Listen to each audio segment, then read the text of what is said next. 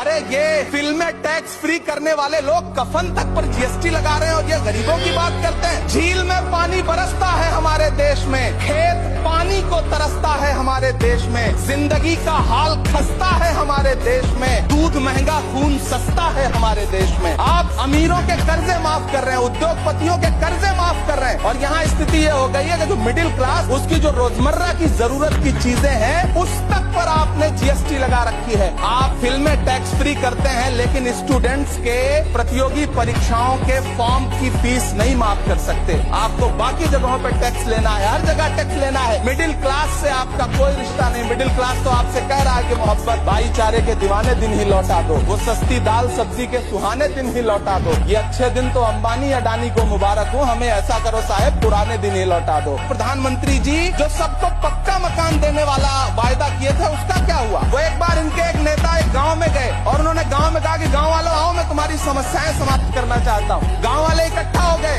नेताजी ने गांव वालों से कहा बताओ तुम्हारी 2 समस्याएं बताओ, मैं दोनों समस्याओं का यहीं पे समाधान करूंगा। तो गांव वालों ने कहा साहब हमारी पहली समस्या है कि हमारे यहाँ कोई हॉस्पिटल नहीं है। तो नेताजी ने मोबाइल निकाला, कहीं फोन मिलाया और मिला के फोन पे पता नहीं क्या कुछ कहा कि यहाँ गांव में हॉस्पिटल नहीं है, हॉस्पिटल तुरंत यहाँ हॉस्पिटल चाहिए। गांव वाले खुश हो गए कि 1 मिनट में यहाँ हॉस्पिटल आ रहा है। अगली समस्या के बारे में उन्होंने नेताजी ने गांव वालों से कहा कि मैंने आपकी पहली समस्या समाप्त कर दी, दूसरी समस्या बताओ। तो गांव वालों ने कहा साहब इस गांव में कोई भी मोबाइल का नेटवर्क ही नहीं है। ये है इनके काम करने का तरीका, ये है झूठ बोलने का तरीका।